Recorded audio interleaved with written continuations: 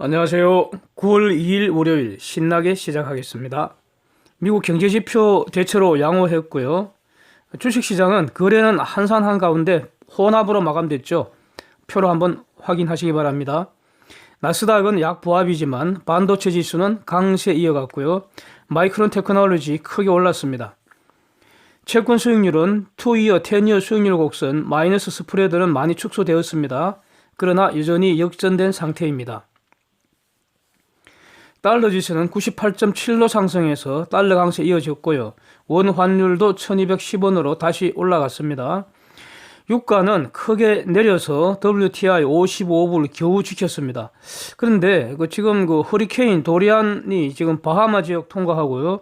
미국 플로리다 지역 초비상이지 않습니까? 해마다 발생하는 이런 허리케인 주요 경로상에 미국의 유전이나 정유시설들이 노출되어 있습니다. 그래서 허리케인 기간 동안 유가가 좀 출렁거리고 그랬습니다. 이번에도 어떨지 주목해야 되는데, 저는 그렇습니다. 만약 이것 때문에 유가가 일시 올라가면은, 인버스 ETF 추가 매집할 수 있는 기회라고 저는 봅니다. 데이터 정리하겠습니다. 한국 7월 산업생산 월 기준 2.6% 급증입니다. 연율 0.6% 상승했습니다. 그런데 소매 판매는 0.9% 감소입니다. 여기서 이제 의문이 시작되는 거죠. 생산은 늘었다는데 소매 판매 줄었고 수출은 박살났고, 그러면 만들어 놓은 물건 이거 다 재고로 쌓였다는 거 아닙니까? 예.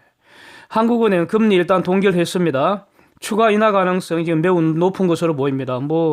지금 금년에 2번 더 인하할 수도 있다, 이런 얘기까지 들리고 있습니다. 그러나 저는 한국은 금리 인하해봤자 언발 오줌누기라고 저는 기본적으로 보고 있습니다. 이미 다 말씀드린 내용입니다. 그래서 더 자세히 이런 거 저는 흥미가 없습니다. 중공의 8월 제조업 구매 관리자 지수 49.5로 추가 하락입니다. 도쿄 소비자 물가 지수 8월에는 0.6% 상승했고요. 연율 0.7% 상승입니다. 일본의 7월 실업률 2.2%로 추가 감소이고요. 일본도 7월 산업생산 1.3% 급증하고 소매 판매는 2% 감소했습니다. 독일 7월 소매 판매 2.1% 감소했고요. 이탈리아 7월 실업률 9.9%입니다. 유로존 7월 실업률 7.5%고요. 근원 소비자 물가지수 유로존입니다. 연율 0.9%입니다. 브라질 실업률 11.8% 발표났습니다. 미국 7월 개인 지출 0.6% 증가로 예상보다 크게 늘어났습니다. 실질 개인 소비 0.4% 증가로 이전보다 더 높습니다. 미국 7월 근원 소비 지출 물가지수 0.2%로 예상보다 낮아졌습니다. 다 지금 좋은 뉴스입니다. 미국 경제 좋다는 뜻입니다. 시카고 구매 관리자 지수는 50.4로 예상치 48.1, 이전값 44.4보다 크게 회복돼 갖고요. 50 넘었잖아요.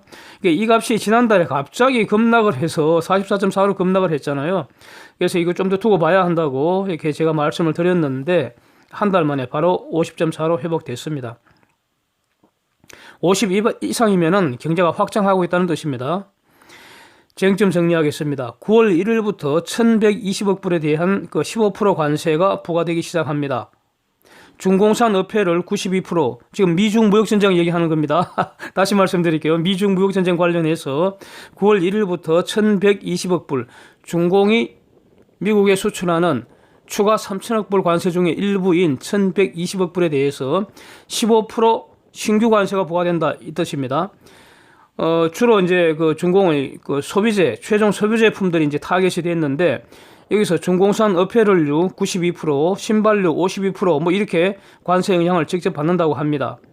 이게 다 최종 소비재들인데 미국 영향 어떨까요? 이게 이제 쟁점이지 않습니까? 중공이야 어차피 망가지는 거 관심 없죠. 물론 지금 중공에서 어패럴 공정을 운영을 하는 미국 수입업자들 중심으로 단기간에 상당히 힘들겠죠, 이 사람들은. 예. 이들이 이제 이분들이 지금 체제, 미국하고 중공이 지금처럼 좋았을 때 돈을 벌던 분들 아닙니까? 이제 결정을 해야 하는 상황이 온 겁니다. 예. 그러나 경제 전체적으로 보면요, 일부 소비재에 관세 영향이 있다고 해도 저는 일시적일 것이다, 이렇게 보고 있습니다. 제가 얼마 전에 베트남 그 호황 이야기 한번 전해드렸습니다. 그때 CNBC에서 특집 보도한 거를 중심으로 제가 요약해서 전달해 드렸는데, 지금도 기억에 남는 것은 어페럴, 뭐 신발 산업 이런 게 호황을 넘어서 슈퍼 호황이어서 이분들은 그 사업이 지금 계속 확장이 돼 나가고 있는데 공장을 먼저 짓는 게 아니라 뭐부터 짓는다고요? 종업원들 위한 아파트부터 지어야 된다는 겁니다. 그래야지 종업원을 구할 수 있다는 겁니다. 예. 중공에서 만드는 어페럴, 뭐 신발류 이런 거 베트남, 인도 등등에서 만들어 미국에 팔면 됩니다. 중공에서 만드는 걸 베트남에서 왜 못 만들겠습니까? 그건 뭐 어차피 돈과 기술은 지금 미국이 다 가지고 있는데. 예. 그래서 죽는 것은 중공이고요. 덕분에 신나는 곳은 인도나 베트남일 테고요. 미국은 결국 아무 지장 없을 겁니다. 예. 그래서 중공 없어도 된다는 거 아닙니까? 미국에게 중공은 필요 없다고 그러지 않습니까? 예. 중공 없으면 오히려 더 좋겠다. 트럼프가 이렇게 선언해버렸습니다. 중공의 통계 조작을 주장하는 논문이 전미경제연구소 NBER에서 추가로 또 공개됐습니다. 이곳은요, NBER이라는 곳 1920년대 설립되어서요, 민간 비영리 연구기관입니다. 매우 저명한 곳입니다. 주요 주장은 지금의 공식 GDP 자료도 금년에 5%대로 추락할 것 같다. 그 다음에 2010년 이후에 이게 지금 기간을 구체적으로 딱 특정했습니다. 그러니까 시뮬레이션을 엄청 했다는 뜻이죠. 이거 과거 모든 통계 자료 다 총동원해서. 예. 그러니까 2009년까지는 통계 조작이 별로 없었다는 겁니다. 비교적 사실을 각복했다는 거예요. 그런데 2010년부터 본격적으로 통계 조작이 가해졌다. 이런 주장입니다. 그래서 2010년 이후 공식 GDP 통계가 최소 연 1.8% 이상, 1.8%포인트 이상 부풀려졌다. 이런 뜻입니다. 그래서 6% 성장했다고 발표하면 사실상 그는 4.2%밖에 안 된다. 이런 뜻입니다. 이거 새로운 사실은 아니잖아요. 예. 하여튼 중공의 공식 통계치로도 올해 5%대로 추락한다고 이렇게 주장을 했습니다. 예. 저도 이렇게 말해오고 있습니다. 예. 한국 수출 9개월째 폭삭폭삭 망가지는 모습 한번 확인해 보십시오. 열흘 전 8월 상순 자료로 이미 말씀드린 그 내용보다 더 악화됐습니다. 8월 하순 기간 동안, 열흘 기간 동안 더 악화됐습니다. 대개 하순에는 수출이 회복되는 이 경향도 더 이상 안 통하는 것 같습니다. 표로 한번, 구체적인 숫자는 표로 한번 확인하시고요. 제가 입으로 말씀드리지는 않겠습니다. 더 중요한 것이요. 그러니까 문제는 아직도 제대로 된 대책이 없다는 거죠. 그래서 해결될 기미가 안 보인다는 겁니다, 이거. 그나마 다행이라고 보여지는 것은요, 네. 지금 마귀 같은 사기꾼들이 더 이상 연말에는 좋아질 거다, 뭐, 내년에 좋아질 거다, 시간이 지나면 소득주도 성장이 효과를 낼 거다, 요런 헛소리 더 이상 못 한다는 거, 요게 다행인 것 같습니다. 네. 일본의 그 백색 국가 제외로 대표되는 이런 일본의 경제보복이 지금 이제 본격 진행 중이지 않습니까? 7월, 8월 두 달간, 왜냐면 7월 초부터 지금 예고가 된 상태이기 때문에 7월, 8월 그 두 달 동안 한국 기업들이 일본의 핵심 수입품 사재기 엄청 했겠죠. 완전히 비상 경제 상황 아닙니까? 그 기업들 입장에서는. 그래서 일본 그 필수 수입품 사재기 엄청 했기 때문에 문제는 이게 얼마나 버틸까 이거 아니겠습니까? 이제부터는 그렇게 사재기도 못 하잖아요. 그래서 올해는 최소한 한 서너 달은 버틸 거 아닙니까? 올해는 일본 제재 효과가 이제 조금씩 서서히 나타나겠죠. 네. 시간이 지날수록 점점 더 많이 나타나는데 하여튼 올해 안은 서서히 나타날 것 같습니다. 문제는 이러면 내년 초, 늦어도 내년 상반기 중에는 아주 끔찍하지 않을까 이렇게 보여집니다. 한일 무역전쟁 전개과정 별도로 제가 한번 준비하고 있습니다. 이 조국이라는 자, 고소고발건을 이 때문에 지금 전격적으로 전국 규모, 대규모 압수수색 실시를 했지 않습니까? 검찰이. 유시민이한테 물어보고 싶습니다. 이것도 헛지랄입니까? 예? 조국이 유세인이라고 공격하는 건 전부 다 헛소리라고 어제 말해야 돼요? 하하, 정말 애송이스럽습니다. 예. 관악서에 1학년 때 관악서에 유시민이랑 그 관악서 같이 있었습니다, 제가. 예. 유시민이 정말 애송이스럽습니다. 압색 실시한 후에 지금 검찰이 웅동학원 이사, 가족 펀드가 집중 투자된 가로동 전멸기업체 대표 등에 대한 참고인 조사 시작되었다고 지금 보도가 나오고 있습니다. 이거 상당히 빠른 것 같습니다. 대단한 속도입니다. 이게 압수수색하면은 이거 물증 확보하는 겁니다. 증거, 수사라는 거는요, 그 범죄 혐의 확실히 해서 증거 확보하는 과정이에요. 증거. 예. 그래서 압수수색해서 증거 물증 확보하는 거고요.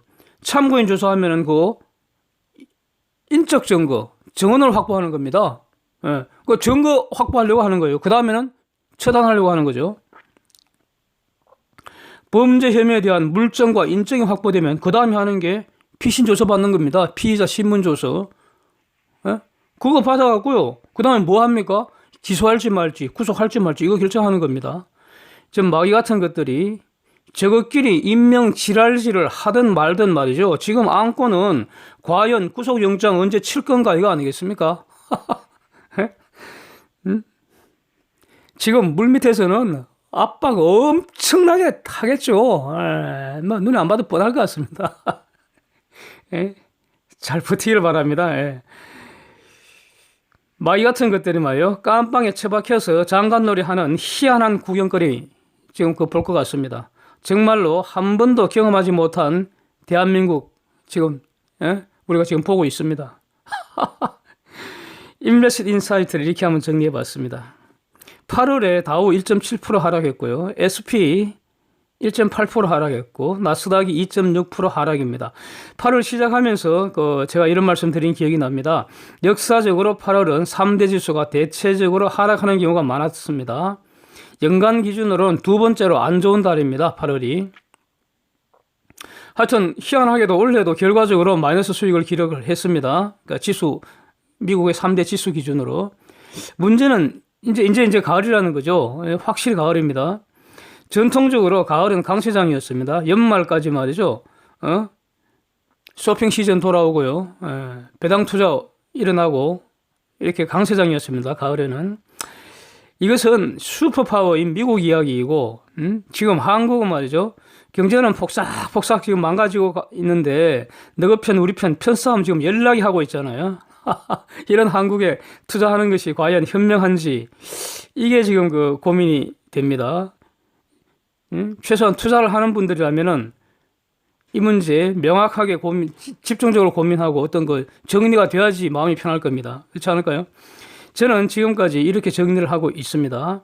글로벌 슬로우 다운이라고 하는 이런 것들은 결국은 미국 중심으로 쇠판 짜는 중입니다. 그래서 그건 저는 걱정을 안 하는데 한국 경제는 더 폭삭 망가지리라고 저는 봅니다. 그러나 글로벌 한국 기업은 분명히 잘 나갈 거라고 저는 본다는 거죠. 미국이 쇠판을 짤 때 유력한 무기 중에 하나, 무기가 많이 있는데 그 중에 하나가 이 경제 파트에서 4차 산업혁명이라고 봅니다. 그 핵심 중에 하나가 반도체입니다.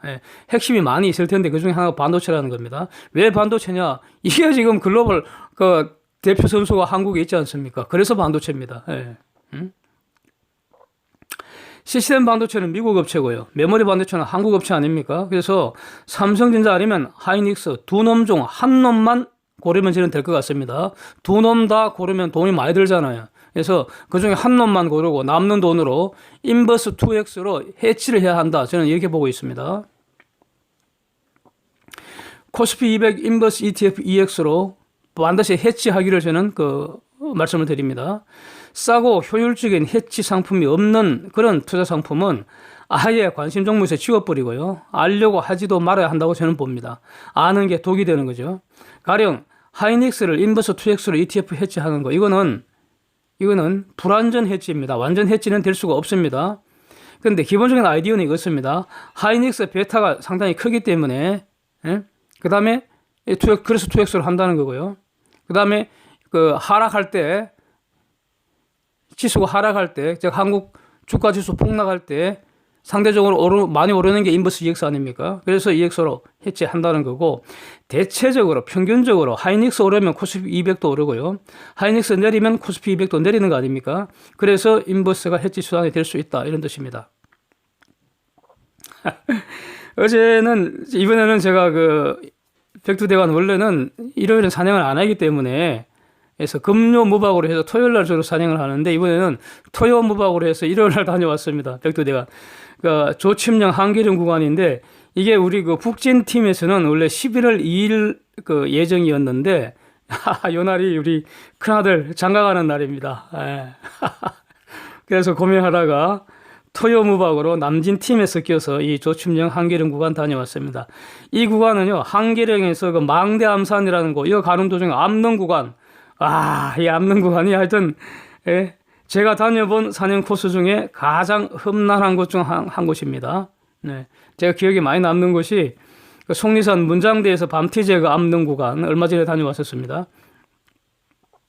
그 다음에 그 설악산 태극종주라고 아주 유명한 그 종주 코스가 있습니다. 여기 그 한계령 그 삼거리 휴게소 있는데, 그 한계 삼거리 휴게소 있는데, 거기서 저쪽 미시령 쪽으로 조금만 가면 모란골이라고 있습니다. 거기서 시작합니다.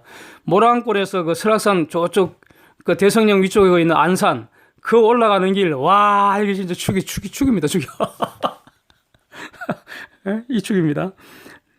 이런 것들이 특히 기억에 남는데 이거보다 더 험한 곳인 것 같습니다. 그래서 어저께는 제 실력을 제가 혼자 가면은 수시로 이 GPS를 확인하기 때문에 거의 알바를 안 하는데요. 이번에는 뭐 사람들이 다 몰려서 갈 수밖에 없고요. 뭐 앞는 구간이니까 앞 사람 열심히 따라가는데 앞는길 오르락 내리락 몇 바퀴 돌고 돌아보니까 이게 아까 올라갔던 곳에 되돌아와 있다는 겁니다. 완전히 이런 걸 알바했다고 합니다. 예, 그랬습니다. 어저께. 예. 한 15분가량, 엉뚱하게 오르락내리락 두 번씩 하고 그랬습니다.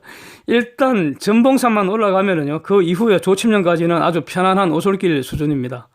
예, 날씨가 굉장히 좋아갖고, 전봉산 일출, 그 이후 풍경들, 완전히 너무 좋아갖고, 예, 오기가 싫어서 촬영을 하고 또 하고 그랬는데, 제가 카메라도 시원찮고, 이거 스마트폰으로 그냥 찍는 거니까, 예, 그래서, 사진 품질은 영 마음에 안 듭니다. 예, 심심할 때 한번 구경해 주시면 감사하겠습니다. 이상입니다. 오늘도 함께 해주셔서 감사드립니다.